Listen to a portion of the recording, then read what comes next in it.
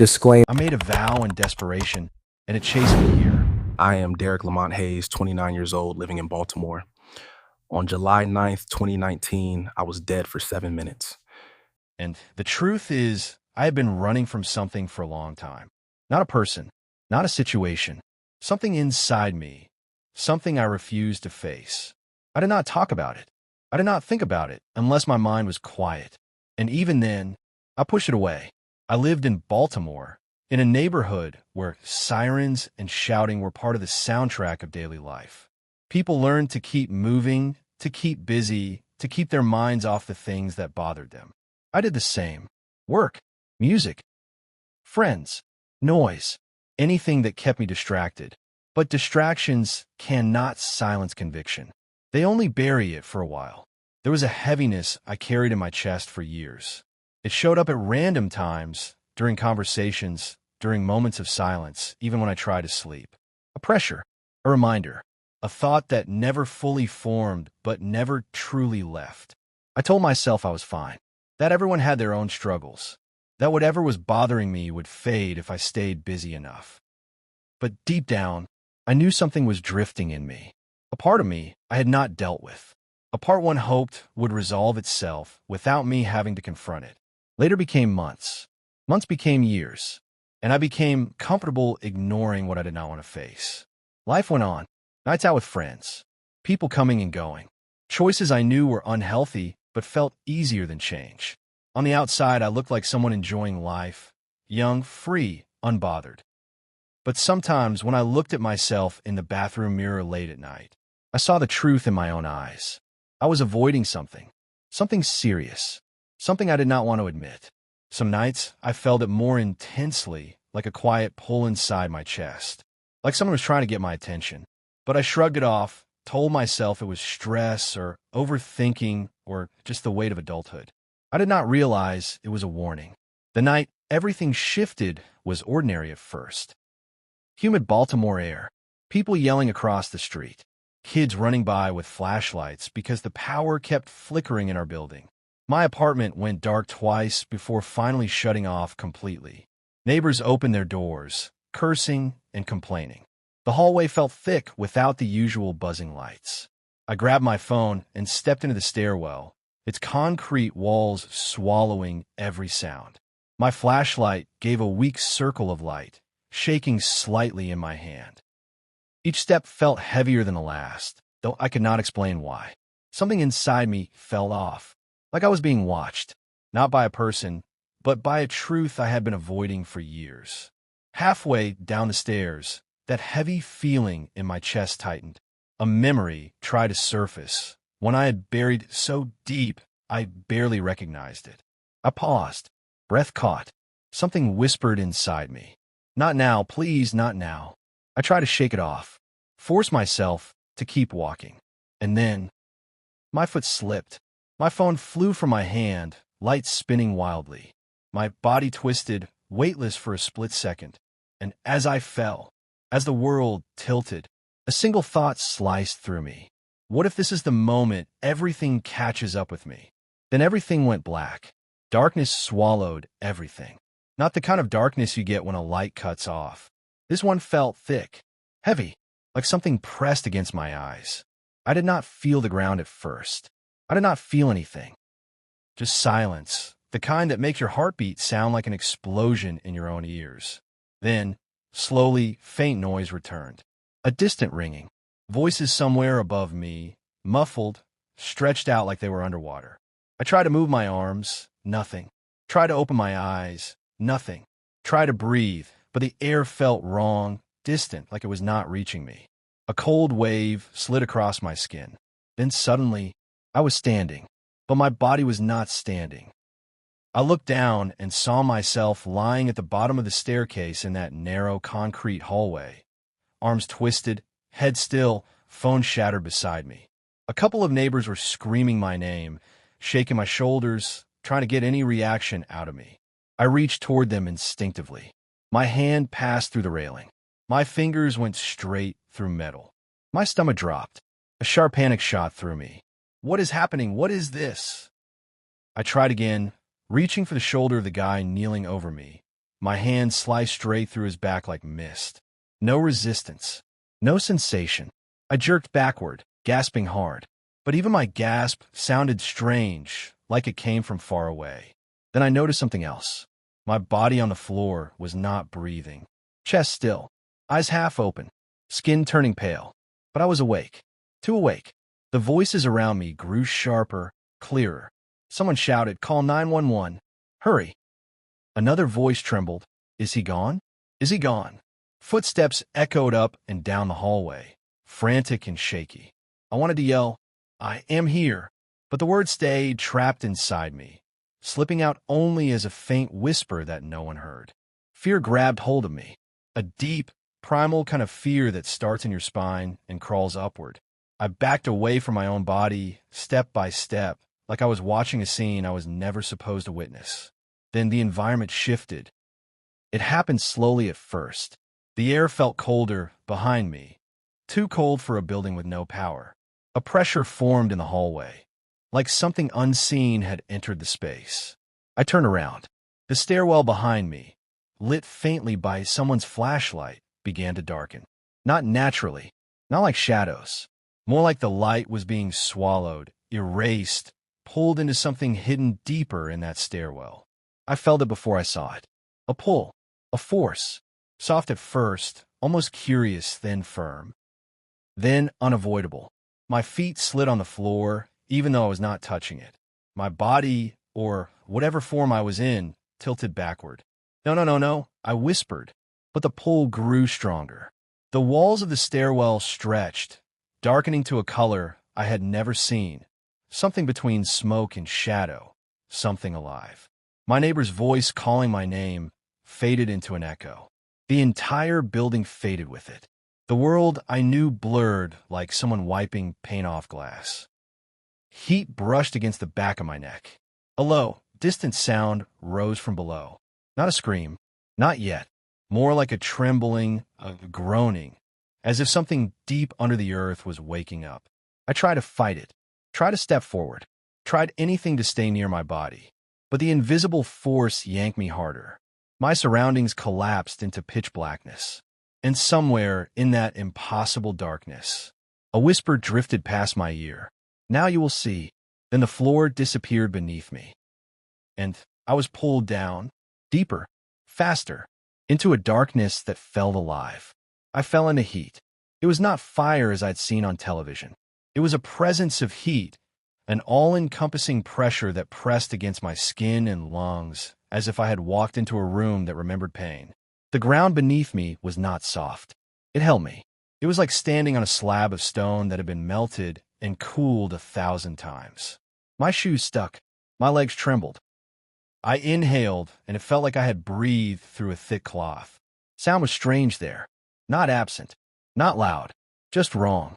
Every noise I thought I heard in the stairwell scrambled and rearranged into something distant and hollow. A cry from very far away. A sob that echoed inward. There were voices, but they were not calling to one another. They were murmuring their own regrets into the same air, each wound wrapped in its own silence. I looked up, and there was nothing to hold on to. No sky. No ceiling. Just a haze that shifted color like old glass. Shapes moved within it. Faint silhouettes, not quite people, not quite shadow. They were alone, each one wrapped in its own private memory. They did not see each other. They could not speak to each other. They were islands of sorrow spaced apart in a wide, hot sea. A chain somewhere clinked. A small sound. It echoed like a tolling bell. I realized my hands were shaking. Sweat ran down my back, even though I had not been running. Heat rose from everywhere and nowhere. It made my throat dry. It made my chest feel tight. I wanted to say something. I opened my mouth, and a sound escaped, but it was swallowed before it reached the air. The presence around me pressed closer, like two hands closing on my shoulders. Then I felt another presence. Not heat, not cold, a weight of truth that shifted the air. It came beside me like someone drawing near to speak. I could not see a face. I could not describe a form, but it was there, and it made the air seem suddenly smaller, as if a wall had been built around us, and everything outside had been erased. The presence did not speak with a voice that belonged to a mouth. It spoke into the deepest part of me. The words did not travel through my ears. They landed in my chest, and in my bones, and in my memory. "Do you feel how heavy this is?" The presence said, not as a question, but as a statement that my soul understood before my mind could respond. I wanted to answer, to tell it I did not belong here, that there had been a mistake. But the words would not come. I could only stand and let that knowing invade me. The presence moved closer. It smelled like something I could not name. It was not frightening in the way a scream is frightening. It was frightening because it stripped away the excuses I had spent years rehearsing. It had the authority of something that sees every hidden corner and refuses to leave a lie unexposed. "People do not wake up here overnight," the presence said. "They arrive with 1,000 quiet steps behind them. They arrive with habits. They arrive with how they lived when no one was watching." Images unspooled my mind. Not memories exactly, more like scenes that belonged to other people and yet felt like reflections. A man who had laughed off his anger until every laugh had cut. A woman who told herself she was not hurting anyone by her choices until she lived inside the consequence. A young person who dismissed every warning as paranoia. I watched them. They were not being punished in the way I had imagined. There were no torments inflicted from outside. The suffering was the natural product of decisions repeated and left unchecked. It was the worn shape of a life that had bent itself around excuses.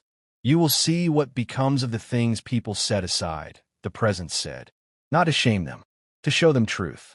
The haze shifted and a curtain opened. Thin at first, then wider, like a slit in a curtain of smoke. I stepped forward even though my feet did not want to. The presence guided me without touching. The space revealed scenes that moved like pages turning. I saw a small room with a radio playing in the dark. A man sat in a chair and watched the clock. He kept saying, "Tomorrow." He kept saying, "I will start then." The camera of my soul, if that is what it was, did not linger on grand crimes. It lingered on the slow erosion of promise, on how quiet the betrayal of one's own conscience can be. I saw a face I recognized in a crowd, familiar features, a posture I had seen in a mirror. The person in the memory had pretended everything was fine. They had told themselves a story that covered the ache. They had trimmed away shame with a smile. Each lie was small. Each excuse was minor. Each one was a step away from the life they had once intended. The presence did not shout. It did not condemn with a thunderclap. It spoke with a clarity that made me feel transparent. "Do not confuse mercy for permission," it said. "Do not mistake rescue for a blank page." Many think they can go back to old things after being spared. They call it freedom. They call it mercy. But mercy asks for change. Mercy does not erase the consequence of a hardened heart. My throat tightened. My hands clenched and unclenched. I thought of so many nights where I had chosen noise over stillness. I thought of the times I had laughed to cover the hollow. I thought of how I had told myself I was only human. I told myself there were seasons and that seasons change. I had used words like later and not now. Those words had cradled me in a habit. The presence moved me again. Another scene, this one close, nearly unbearable. It was not about what I had done in front of people. It was about what I had let happen inside my mind. I watched a memory of myself. The gestures were mine, the cadence my own voice, and I heard the small sentences I used to quiet conviction. "I will handle it tomorrow." It is not that serious. God knows my heart. As the memory played, it did not feel like an accusation. It felt like a mirror. I saw the truth of my own avoidance laid out like a map. The path was not dramatic. It was quiet. It was repetitive. It was steady. Tears came. They were not tears of relief. They were tears of recognition. I had been sliding down a hill one step at a time, and I had called each step by a different name. The presence softened for a moment, and I heard a tone that felt almost like pity. Many do not realize how small compromises become heavy anchors. They do not notice until they cannot move. This place is the shape of that weight. A low, distant moan answered the presence. The silhouettes shifted like people turning in sleep. The chains in the distance tapped once more like a clock marking time. I bowed my head. I wanted to say I would change. I wanted to promise anything. The heat pressed in, and the images of ordinary compromise stayed with me like footprints on my skin. You are seen, the presence said softly. You are known, but knowing does not undo what has been built. I trembled. My voice finally returned, thin and raw. What am I supposed to do? I asked. The words hung in that thick air like an offering. I felt small. I felt empty. I felt exposed. The presence did not give a tidy answer. It only steered my attention deeper into the scenes, as if showing me that understanding the cost was the first thing I had refused to do back on Earth. Look, it said, then remember, then warn, and then the curtain of smoke thickened again, and the world shifted as if preparing to show me something I did not yet have the right to see. The smoke folded itself again, thicker than before, curling like living breath. The scenes around me dimmed, as if they were being pulled back behind a curtain. The atmosphere shifted. The heat rose sharply, no longer warm, but burning. Not the kind of burning that touches skin, the kind that presses into your soul. My knees weakened, my breathing fractured. Then the presence moved closer, and the ground beneath my feet trembled. The air tasted like iron, hot, metallic, sharp. Every inhale scraped my throat. Sweat ran down my back in slow, painful lines. I felt like my ribs were being pressed inward by invisible hands. Now, the presence said, you will see yourself. The haze split, and the first memory opened. It showed me in the darkest night of my life. Alone, broke, desperate, sitting on the floor of a hospital bathroom years ago. My mother had been fighting for her life. The doctors said she might not make it till morning. I remember my face in that mirror. Broken, terrified, hollow. I was on the cold tile, knees pulled to my chest, whispering into the air, God, if you help my mom, I swear I will change. I will stop everything. I will give you my life. Just please, please do not let her die. I had forgotten how desperate I sounded that night. I had forgotten the tears, the shaking. I had forgotten how I begged. But the presence had not forgotten. You made a vow, it said softly. A cry from a heart that knew truth. A promise spoken in fear, but heard in heaven. The moment hung in the air. Then the presence lifted another memory. My mother recovered. The doctors called it unexpected improvement. My family called it luck. But I knew deep inside, I knew God had intervened. And I had walked out of that hospital with relief and then returned to the same life I cried about just hours earlier. The same nightlife, the same habits, the same relationships that left me empty. Not even a week passed before I forgot the bathroom floor. The presence's voice grew firmer. When people make a promise in desperation, they speak from truth. They speak from clarity. They speak from a soul stripped of pride. And heaven takes those words seriously. The heat intensified. The silhouettes surrounding me groaned in some shared recognition. I saw some of them clutching their own heads, replaying their own vows. Unkept, forgotten, treated as nothing. The presence continued. But you returned to your comfort. You returned to your distractions. You returned to what you said you would leave. You called it stress. You called it survival. You said, I'm only human. But truth is not measured by excuses. Truth is measured by obedience. A wave of heat struck me so deeply it felt like my bones were warming from the inside. My chest tightened until it hurt to stand. I shook my head violently. I forgot. I was scared. But the presence cut through my words. You did not forget. You ignored. There's a difference. The ground cracked beneath my feet, thin glowing lines spreading like veins. My legs wobbled. I almost fell. The presence lifted the third scene. I saw myself, months after that hospital night, lying in bed at 3 a.m., unable to sleep. Conviction tugged at me. My own spirit whispered, you made a promise. But instead of turning back, I drowned the thought in music, in friends, in women, in nightlife. You covered your vow in noise, the presence said. You buried it under distraction. But unkept promises do not disappear. They become chains. In that moment, I heard chains moving in the distance. Not violently, Not fast, slowly, rhythmically like something breathing through metal. The presence explained, a vow made to God is not a casual sentence. It is a spiritual covenant. When you beg for deliverance, you spoke from your soul. But when you returned to your old ways, you broke what your soul created.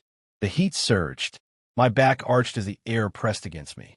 It felt like a furnace exhaling. My throat dried instantly. Tears evaporated the moment they fell. I dropped to my knees, panting. I did not know. I did not understand.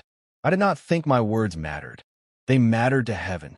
The presence moved around me like a slow orbit. And this is why so many arrive here. It continued. Humans cry out for mercy in desperation. They vow change. They vow obedience. But when relief comes, they return to their comfort. They believe God forgets. They believe God overlooks. But God remembers every word spoken in truth. Scenes flashed rapidly. People kneeling beside hospital beds. People promising to quit addictions. People swearing to leave relationships. People begging to be saved from consequences. And then, breaking their vows, breaking their commitments, breaking their own souls. Once the storm passed, this, the presence said, is the sin of casual covenant. The phrase slammed into me. Casual covenant. A vow treated lightly.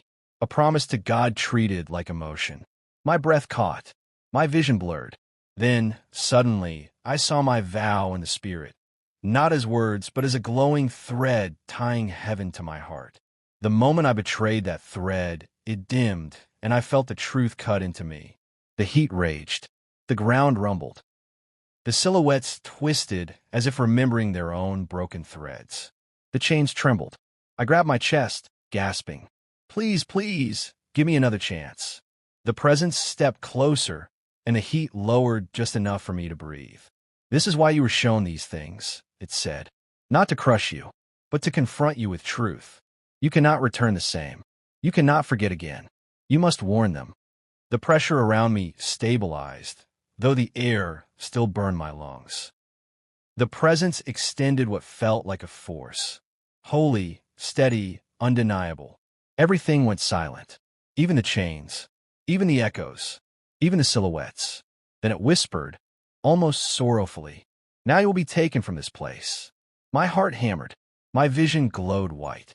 And the ground beneath me broke open with light, exploding upward, pulling me, lifting me, tearing me out of the heat, as if heaven itself refused to lose me forever. The light did not lift me all at once. It dragged me, slowly, painfully, through the layers of heat like someone pulling a body from thick mud. Every inch felt like fire peeling away from my skin. The darkness resisted, tightening around my ankles, pulling back with a low groan that sounded like 1,000 whispers overlapping. I screamed, but no sound came out. My throat moved, my chest strained, but the realm swallowed every cry. The presence stayed beside me, close enough for me to feel its authority, but far enough that I understood something clearly. Deliverance was not effortless. It was war. Heat roared beneath me one final time, rising like a wave, trying to swallow me again. I felt it lick at my legs, burning without burning, scorching without leaving a mark. The silhouettes in the distance turned their heads toward me, as if recognizing a soul being pulled away, some with envy, some with despair, some with hopeless acceptance. One of them whispered, "Do not waste it." The chains in the distance rattled harder, louder, as if the whole realm objected to my escape. The sound vibrated through my bones. For a moment, the pull upward stopped, suspended, caught between mercy and consequence. My heart slammed against my ribs. Then the presence spoke again, and its voice cracked through every layer of heat. Truth gave you this path out. Do not return to the life that brought you here. The darkness shuddered. A fissure of pure white tore open above me, so bright it felt like it pierced straight through my skull. The pressure changed. The pull intensified, yanking me upward so suddenly I felt my spirit whip through the air like a snapped cord. Heat fell away. The groans faded. The chain stopped. And for the first time, I felt cool air touch me again. Cool air hit me like a shock. Not gentle, not refreshing, but sharp, almost violent, as if my soul had been dragged from furnace into a mountain storm. I gasped even though I did not have lungs in that form. My whole being convulsed from the temperature shift. The white fissure above me widened, pulling me upward faster than I could process. The darkness below contracted like a closing hand, but it could no longer reach me. The presence, steady, authoritative, rose beside me as the light carried us higher. It did not speak at first. It let the silence settle in my thoughts until the burning memories of what I saw became impossible to escape. My chest tightened from the overwhelming mix of fear, shame, and awe. I could not lift my head. I could only whisper, half broken, "I do not deserve to go back." The presence answered gently, but with weight. No one returns because they deserve it. They return because they are not finished. The words sank into me deeply. Not comforting, not soft, just true. We ascended through layers of dim, trembling air. Each layer felt like a different kind of atmosphere. One filled with regret, one filled with silence, one filled with a pressure that pushed on my thoughts. My spirit felt stretched thin, as if I were passing through places my mind was never designed to witness. Then, sudden motion. A force yanked me down sharply, like gravity flipping upside down.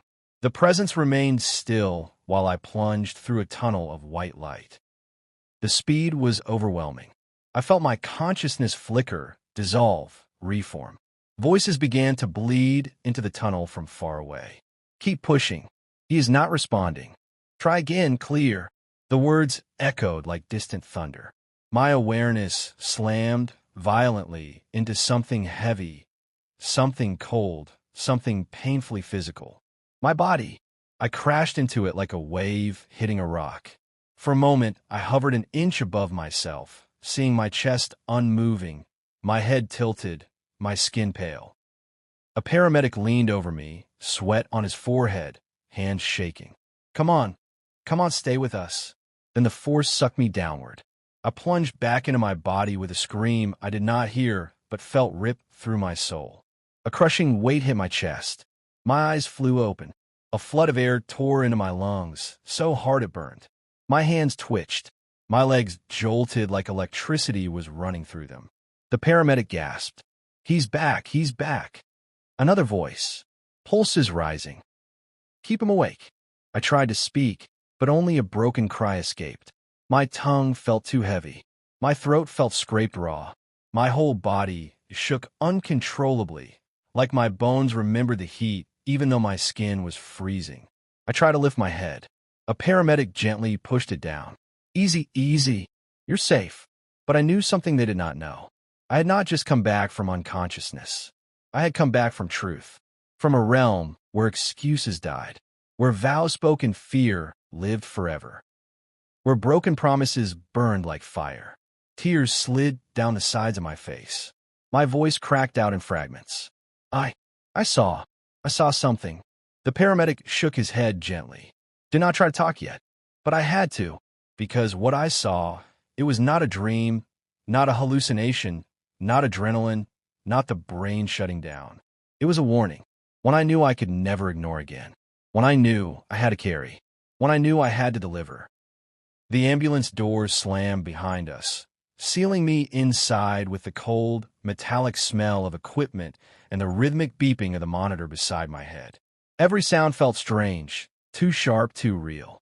My body trembled uncontrollably, not for shock alone, but from memory. My fingers curled into the blanket, as if they were trying to hold on to the last pieces of stability I had left. The paramedic checked my vitals again. "You're stable," he said quietly. "Just breathe." But breathing felt different now. Every inhale felt like a borrowed gift. Every exhale felt like a question. "What will you do with the life you just got back?" I stared at the ambulance ceiling, and the images of the heat, the silhouettes, and the presence returned in flashes. Not the horror, the truth, the clarity, the vow I had made on that bathroom floor, the vow I had broken. Tears slid down my temples. I whispered, barely audible, "I'm so sorry." The paramedic leaned closer. "You're okay. You survived." But he was wrong. I did not just survive. I was sent back. Hours after I woke up were quiet in a way I had never experienced before. Not the quiet of an empty room, but the quiet of a soul finally exposed.